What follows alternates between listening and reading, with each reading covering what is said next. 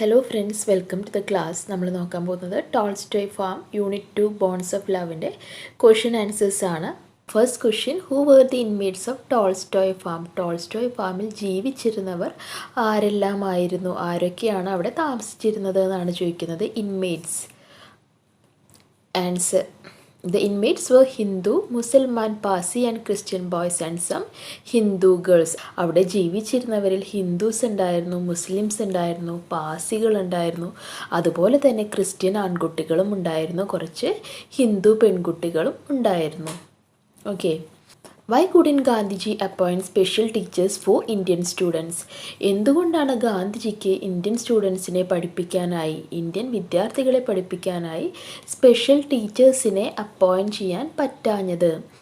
Qualified Indian teachers were scarce. Even when available, they would not be ready to go to a place 21 miles distant from Johannesburg. Also, the farm lacked money and other facilities. Qualified Indian teachers, qualified ആയിട്ടുള്ള അത്രയും എഡ്യൂക്കേഷനുള്ള ടീച്ചേഴ്സൊക്കെ അക്കാലത്ത് വളരെ scarce ആയിരുന്നു, വളരെ കുറവായിരുന്നു. ഇനി അവർ available ആണെങ്കിൽ തന്നെയും 21 മൈൽ ദൂരെ ജോഹന്നാസ്ബർഗിൽ നിന്നും ഈ ടോൾസ്റ്റോയ് ഫാമിലെത്താൻ അവരാരും തുച്ഛമായ വേതനത്തിന് തയ്യാറാവുമായിരുന്നില്ല. Also the farm lack money and other facilities. അതുപോലെ തന്നെ ആ ഫാമിന് പൈസയുടെയും അതുപോലെ തന്നെ ബാക്കിയുള്ള ഫെസിലിറ്റീസിൻ്റെയും ഒക്കെ ഒരു കുറവുണ്ടായിരുന്നു. What did Gandhiji regard as a proper foundation of education of the children? കുട്ടികളുടെ വിദ്യാഭ്യാസത്തിൻ്റെ അടിത്തറ എന്താവണമെന്നാണ് ഗാന്ധിജി ആഗ്രഹിച്ചത്?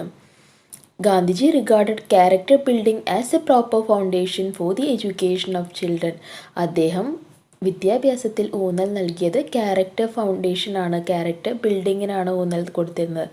അതായത് നല്ല ഒരു വ്യക്തിയായി വാർത്തെടുക്കുക, അവർക്ക് നല്ലൊരു പേഴ്സണാലിറ്റി കൊടുക്കുക, ഇതിനൊക്കെയാണ് ഗാന്ധിജി ഇമ്പോർട്ടൻസ് കൊടുത്തിരുന്നത്.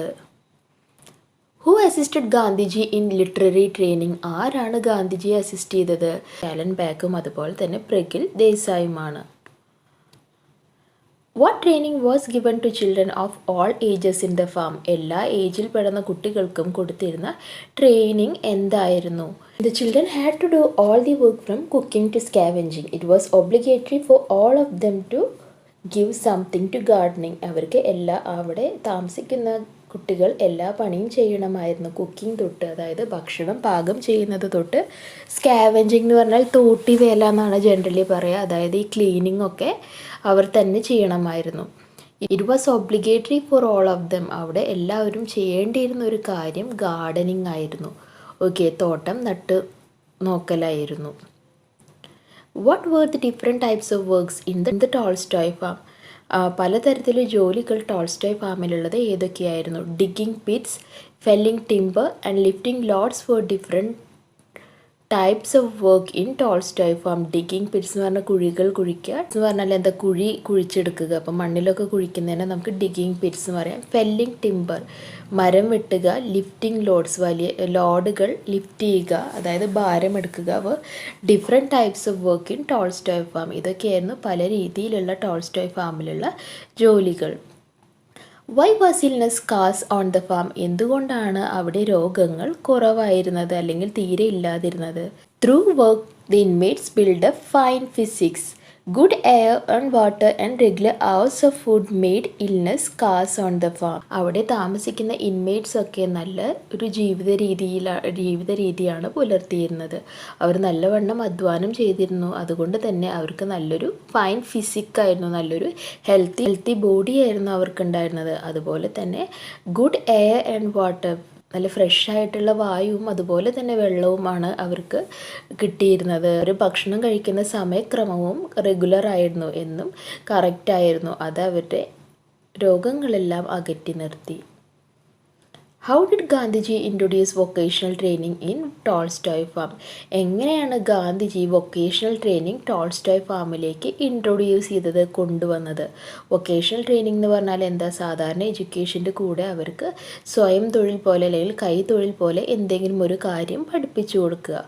Okay. Mr. Kallenbach went to a Trappist monastery and returned having learned shoemaking.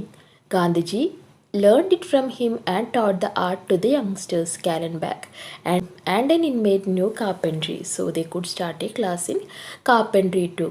Kallenbach ഒരു ട്രപ്പീസ് മൊണാസ്ട്രിയിൽ, അതായത് ഒരു സന്യാസി മഠം എന്നൊക്കെ പറയില്ലേ, ഒരു ക്രിസ്ത്യൻ മഠത്തിലേക്ക് പോയിരുന്നു. അവിടെ നിന്ന് തിരിച്ചു വരുമ്പോൾ അദ്ദേഹം ഷൂ എങ്ങനെയാണ് ഉണ്ടാക്കുക എന്നുള്ളത് പഠിച്ചിട്ടാണ് തിരികെ വന്നത്. ഗാന്ധിജി ഇത് കലൻബാക്കിൽ നിന്ന് പഠിക്കുകയും അത് ടോൾസ്റ്റോയ് ഫാമിൽ താമസിക്കുന്ന കുട്ടികൾക്ക് പറഞ്ഞു കൊടുക്കുകയും ചെയ്തു.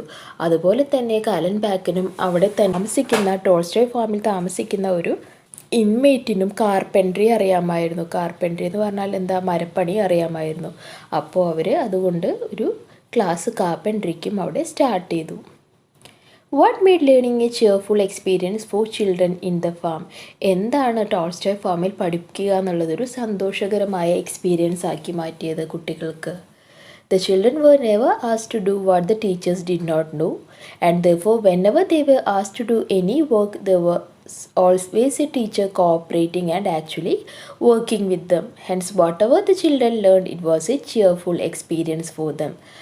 ടോൾസ്റ്റോയ് ഫാമിൽ പഠിച്ചു വരുന്ന കുട്ടികൾക്ക് ടീച്ചേഴ്സ് ചെയ്യാത്തതായ ഒരു കാര്യവും അവരെ കൊണ്ട് ചെയ്യിപ്പിച്ചിരുന്നില്ല. ഒരു കുട്ടി ഏതെങ്കിലും ഒരു ജോലി ചെയ്യുകയാണെങ്കിൽ അതിൻ്റെ കൂടെ ഒരു ടീച്ചറും അതേ ജോലി ചെയ്ത് കാണിച്ചിരുന്നു. അതുകൊണ്ട് തന്നെ അവരുടെ പഠനം എന്ന് പറയുന്നത് അവർക്കൊരു സന്തോഷകരമായ എക്സ്പീരിയൻസ് ആയിരുന്നു. അപ്പോൾ ഇതാണ് നിങ്ങളുടെ ടെക്സ്ച്വൽ ക്വസ്റ്റ്യൻസ് വരുന്നത്.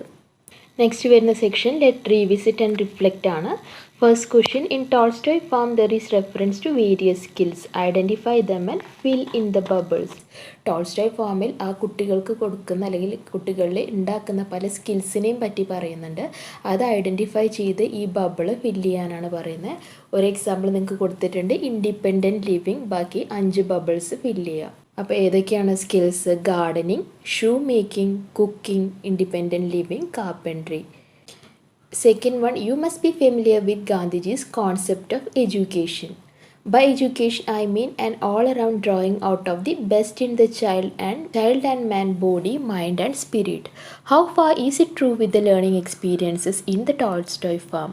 Write your answer in a short paragraph. നിങ്ങൾക്കിപ്പോൾ ഗാന്ധിജിയുടെ കുട്ടികൾക്ക് കൊടുക്കാനിരുന്ന എഡ്യൂക്കേഷനെ കുറിച്ചൊരു ധാരണ ഉണ്ടാവുമല്ലോ. അദ്ദേഹം എന്താ പറഞ്ഞത്? എഡ്യൂക്കേഷനിലൂടെ ഒരു കുട്ടിയിലെ ഏറ്റവും ബെസ്റ്റ് പുറത്തേക്ക് കൊണ്ടുവരിക, അവൻ്റെ ബോഡിയും മൈൻഡും സ്പിരിറ്റും അതിനായി തയ്യാറാക്കുക എന്ന് പറഞ്ഞു. അപ്പോൾ നിങ്ങൾക്ക് ഈ ടോൾസ്റ്റോയ് ഫാം വായിച്ചിട്ട് അദ്ദേഹത്തിൻ്റെ ആ കൺസെപ്റ്റിനോട് എത്രത്തോളം അദ്ദേഹം നീതി പുലർത്തിയെന്ന് തോന്നുന്നുണ്ട്? അതിനെപ്പറ്റി ഒരു ഷോർട്ട് പാരഗ്രാഫ് എഴുതാനാണ് പറയുന്നത്. Gandhiji wanted to experiment and experience a new way of teaching through Tolstoy farm. He wanted to inculcate practical skills into the children and didn't believe in conventional learning methodology.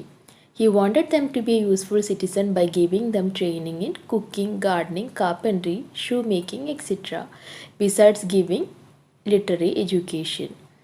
He wanted the children to be able to live independently. He prepared their body, mind and spirits to become a responsible citizen. ഗാന്ധിജിക്ക് ഒരു പുതിയ method of teaching experiment ചെയ്യാൻ ആഗ്രഹമുണ്ടായിരുന്നു. അദ്ദേഹത്തിന് ഈ conventional method, അതായത് പഴയ methods, ആ ഒരു സിസ്റ്റമിനോടൊന്നും അദ്ദേഹത്തിന് തീരെ യോജിപ്പുണ്ടായിരുന്നില്ല. അദ്ദേഹം എന്ത് ചിന്തിച്ചു? പ്രാക്ടിക്കൽ സ്കിൽസ് ഇൻകൾക്കേറ്റ് ചെയ്യണം, അതായത് കുട്ടികൾക്ക് ഉപകാരപ്രദമായിട്ടുള്ള സ്കിൽസൊക്കെ അവരുടെ ഉള്ളിൽ വളർത്തിയെടുക്കണം എന്നുള്ളൊരു ചിന്ത അദ്ദേഹത്തിൻ്റെ ഉള്ളിലുണ്ടായിരുന്നു. അതുകൊണ്ട് തന്നെ അദ്ദേഹം കുക്കിങ്ങിലും ഗാർഡനിങ്ങിലും കാർപ്പൻട്രിയിലും ഷൂ മേക്കിങ്ങിലും ഒക്കെ അവർക്ക് ട്രെയിനിങ് നൽകി. അവർക്ക് നോർമലി കൊടുക്കുന്ന വിദ്യാഭ്യാസത്തിൽ കാരണം കൊടുക്കുന്ന വിദ്യാഭ്യാസം അല്ലാതെ അവർക്ക് കുക്കിങ്ങിലും ഗാർഡനിങ്ങിലും കാർപ്പൻട്രിയിലും ഷൂ മേക്കിങ്ങിലും ഒക്കെ അദ്ദേഹം സ്കിൽസ് വളർത്തിയെടുത്തു. അദ്ദേഹം കുട്ടികളെ തന്നെത്താൻ ഫ്രീ ആയിട്ടും ഇൻഡിപെൻഡൻ്റ് ആയിട്ടും ജീവിക്കാനുള്ള സ്കിൽസാണ് ഇതുവഴി അവരിൽ വളർത്തിയെടുത്തിരുന്നത്. He prepared the body, mind and spirit to become a responsible citizen. ഒരു റെസ്പോൺസിബിളായ സിറ്റിസനെ അവരുടെ ഉള്ളിൽ വളർത്തിയെടുക്കുക എന്നുള്ളതായിരുന്നു അദ്ദേഹത്തിൻ്റെ ലക്ഷ്യം. ഓക്കെ, അപ്പോൾ ഇത്രയാണ് നിങ്ങളുടെ ടെക്സ്റ്റിലെ ക്വസ്റ്റ്യൻ ആൻസർ സെഷൻ വരുന്നത്.